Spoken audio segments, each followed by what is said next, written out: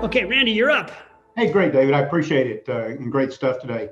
I'm 66 and I'm COVID retired, if you will. Basically, the job went away, and I'm just kind of looking at what I want to do going forward. But I'm just wondering, what different advice would you give for folks that are, say, in my age bracket, maybe even a little older, who are starting to look at the money they've got currently invested in 401s and looking at the tax impact of that? Just kind of mapping out the next 5 to 10 years of financials versus being 20 years old, looking at the next 40 years. Okay. I'm so glad I called on you. I'm so glad you asked this question. Do you mind sharing roughly what your age is? I'm 66. 66. Okay. First of all, just put this in perspective. Most of my talks are for people your age, because my financial service company, all the talks I do are for people, typically our clients are between the ages 60 and 85. That's when people retire. So let me give you, as quick as I could, almost like a mini little seminar on what I say in these talks. Outstanding. But everybody can learn from it. Okay, so there are, and this is not just me, it says, this is like the financial service industry. There are 3 stages to retirement, traditionally. Stage 1 is what's called the go-go years. The go-go years are from age 60 to roughly 70, first decade. Then there are the slower go, then there's the second stage, the slower go years. Those are typically 70 to 80. And then there's the third stage, which I refer to often as won't go. Now, typically that's the man who won't go, because honestly, it's usually the man who, if he lives to be over in his 80s, doesn't have the health to go on the same trips that his wife wants to go to, if they're still married. So what I share with our clients is this. The number one reason you do a financial plan is to do not treat these 30 years of retirement, because that's about an average retirement is somewhere between 20 to 30 years. What the financial service industry has done is scare people so much about running out of money that retirees who did a good job of saving money don't spend any. And what I believe is that in retirement, you want a financial plan done, ideally a financial advisor you can trust, because you want to see in black and white permission to start spending money. Most of our clients, and this is not a solicitation on any part, I'm not asking for any of you to hire us. Most of our clients, the issue is not, are they going to run out of money? Most of our clients, they need to go spend more money, believe it or not. So what I would tell you, because you're 66, is start thinking through, like, what do you really want to do with your life? And once you've got the plan done, start enjoying the money and have fun. Go have fun with it. You're going to be able to do things at 66 that you can't do at 76. It's just a fact. And the other thing I'd say to anybody here, because I talk about this, is that the next 10 years of your life at any age, statistically, the next 10 years of your life are the healthiest years of your life at any age. So you need to treat these next 10 years like they're your years. Here's the beauty of where you are right now. You have, hopefully, Randy, it sounds like you got money, you have health, you have friends, you have family. Like, in your 60s, you have all these things around that you can enjoy. So I know we can't all travel right now, but as soon as you've got the vaccine in you and you can do the things you want to do, start doing them. Don't put things off. And then, to not be overly specific, but there comes a point in time where it makes a lot of sense to roll money from a 401k plan into an IRA account. So I just talked about how you build your wealth with a 401k plan, but ultimately you should move it into an IRA account in your name. And then it's very important that you have the beneficiaries up to date, whoever the beneficiaries need to be. And there should be contingent beneficiaries there. Often people have their spouse as a beneficiary, but they haven't put contingent beneficiaries in case their spouse passes away. And often 401k plans, the old ones, were not set up with contingent beneficiaries. All of you should be checking out, making sure your beneficiaries are up to date. Especially if you're in a second marriage. Sometimes people don't get around to taking, I don't know how this is possible, but they don't take their exes off the beneficiaries, believe it or not. So yeah, these are all important things. So I don't know, Randy, I hope that was helpful. Absolutely, it was great, and I think the key thing there is to enjoy where we are and look at what we're doing now and not be so worried. Because I think you're right. I think so many folks that I've talked to and heard from are saying, well, if you live to be 90, you got to think about how much money that's there. But when you really start thinking about it, do you want to just sit around and do nothing for the next 25 years waiting to see if you've got any money left at 90? Yeah, and the last thing, you didn't ask me about Social Security, Randy, but I'm a huge proponent of taking the exact opposite of what people say. Our clients who don't need Social Security, I push them to take Social Security early. And people, well, but I don't need the money. I know you don't need the money. Great. So travel first class, buy a new car, give the money to the grandchildren, take a cruise. Like if cruises ever come back, they will. Then just go enjoy it. It's like extra icing on the cake. So I throw that out there. Absolutely. I did the math on that back last summer when I got into this COVID retirement. And I looked at if I delayed for another 6 years drawing my Social Security, it would take me 12 more years after that to get back to zero. And I just said, that makes no sense. So we started drawing right away. Makes no sense. Yeah. The government wants you to wait, which is a great sign that you should take it early also. Absolutely. All right. Thanks, Randy. Great to have you here. I appreciate the question. David, first question comes from Phyllis. What's the strategy that you recommend on paying myself as a business owner? Yeah, so that's a great question. Super specific. I could do hours on this too. The key to paying yourself first is to open up a self-employed retirement account. So if I was going to just keep this super simple, I'd go down, assuming you're in the US, I'd go down and I would open up a SEP IRA account, SEP IRA account. I say SEP because it's the easiest one you can open, literally in minutes. You can put 25% of your gross income away, over $50,000 this year. Second choice would be a solo 401k plan. Those are also fantastic. Takes a little bit more on the paperwork, but those are great because you can put up to 100% of your income away this year, over $50,000. And for those of you making a lot of money who really want to catch up on saving and for retirement and avoiding taxes, a defined benefit plan, especially if you don't have employees. A defined benefit plan, if you don't have employees, can help you put away hundreds of thousands of dollars, tax deductible. I just put, it's almost obnoxious to share this, but I put $313,000 away for last year, tax deductible, into my defined benefit plan. So just that for me alone was $100,000 in taxes that I didn't pay. And all that money is growing tax deferred until I take it out. So SEP IRA first, solo 401k plan. And for those of you making a bunch of money, look at a defined benefit plan, especially if you're in your 50s. Powerful, powerful. Thank you for the direct answer there. Would you recommend that person pays himself a salary as well? There's always a big question. People, business owners, I don't know if I should pay myself a salary as we're going here and we're building. I should reinvest all the money into the business. How do you advise on that?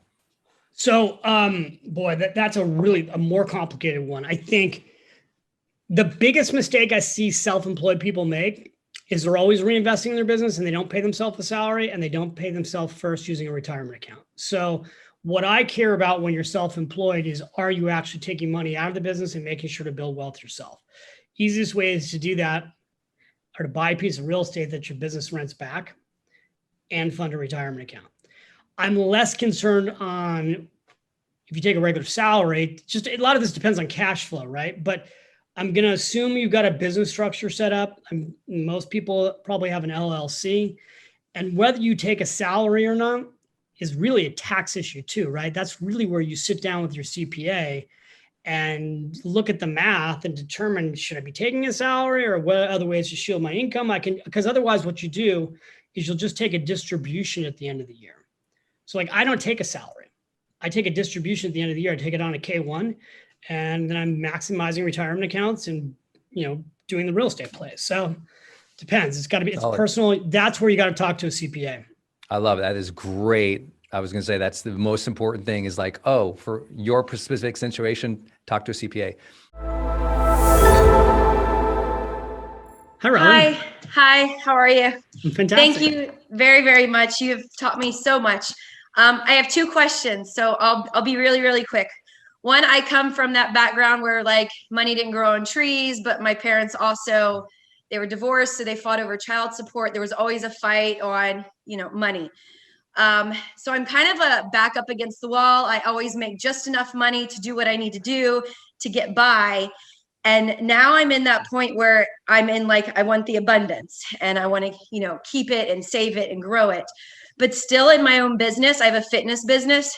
I still chase that like, well, how much do I need for next month? And then so that I'm secure. So I still find myself kind of like with my dad in my ear of like, you know, as soon as I make money, you come at me and you always have a bill for college or this or that. So that's like playing in my head that like, how do I kind of unblock the chasing just enough? And the second one really quick is I was in a lot of business debt. I'm a single mom of 2. I just faced all of it. So instead of going bankrupt, I called everybody, faced all my creditors. I'm so super proud of myself. I got payment plans or paid a bunch of debt off like on my own. Took about a month, but I'm really excited about it. I've never been so excited to write checks and pay bills in my life, but it feels good to be on top of it. But so I'm doing that, but I'm also, I've been running my own business for a while and I have 2 kids and I like experiences. And so I like to travel and do vacations and I've been paying for everything in cash. So there's no credit cards or anything. Is that irresponsible of me to still take that time with my kids in vacations while I'm trying to pay down debt and still kind of getting into that abundance mind frame? If that's too much to ask, but that's like where I'm at. I don't want to be irresponsible, but I also, freedom is my number one thing. So. Okay, fantastic. So first of all, I love your energy. And one thing I want to say to you, and I'm saying it to everybody here. So there were moments where you said, but, right? Like, but. So you gave me all these great things, but you're like, but, and then you told me what you want to do. Replace the word but with the word and. Okay. Because the moment you put but into something, it's immediately a negative, and it's a negative, I mean, it sounds so, it's a negativity verb, right? Like a word. And so like, just don't say but, say and. You know what? Like, I want to go, I want to do all these things responsibly, and I still want to do this. What's so beautiful about the questions you have is the way in which they almost fit so perfectly into the 4 questions I went through today. Right. So like, number 3, which was, what is your biggest money victory? You just started listing them all. And you have a lot of money victories. So I would go and I would write out you got to do this stuff in your journal. I know a lot of you are using the journal now on the app. Write this out, right? Because it's real when you write it. When you say it, it's partially real. When you write it and you can go back and look at it again, it just embeds the power of you inside you deeper. So I would go write out all those victories you've had.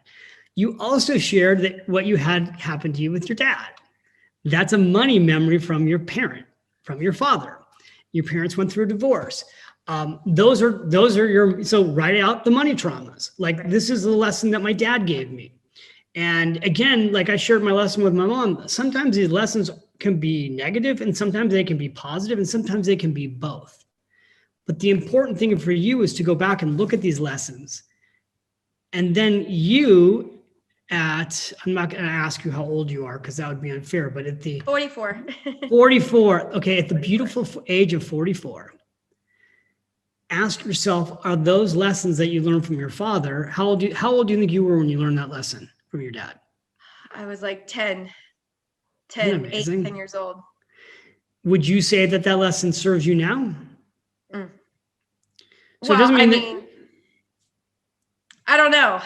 It's always it's driving me to want more. So I guess it's serving me to do better. Yeah. So I dig through the lessons. If there's something that doesn't serve you, you can decide to let it go. If there's something that serves you, you can decide to magnify it. Right. So, when you go to like question number 4, which is what kind of relationship with money do you want going forward?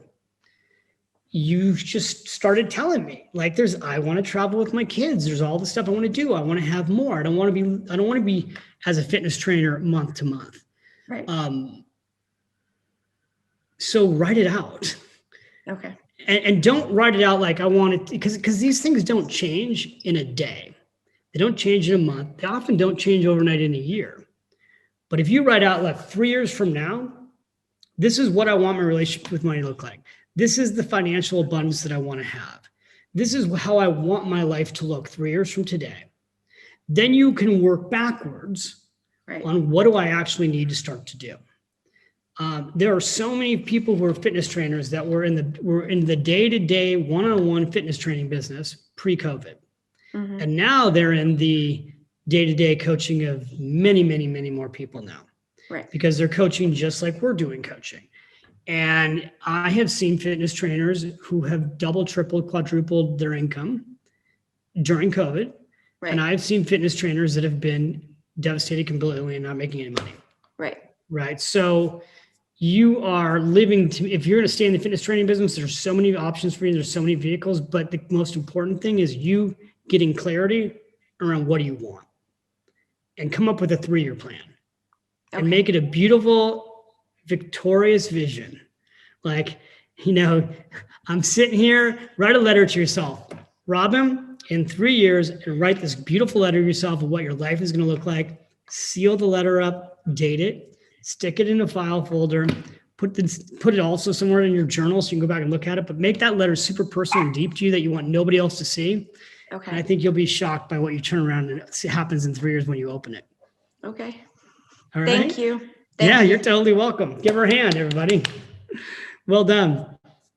This can be your day for personal growth. This can be that day you committed to and you remember and you go, that was the day I got myself a community. I got better coaches. I committed to making my life the absolute best that I could. This is that day. Make today your growth day. Click the button on this page and sign up right now.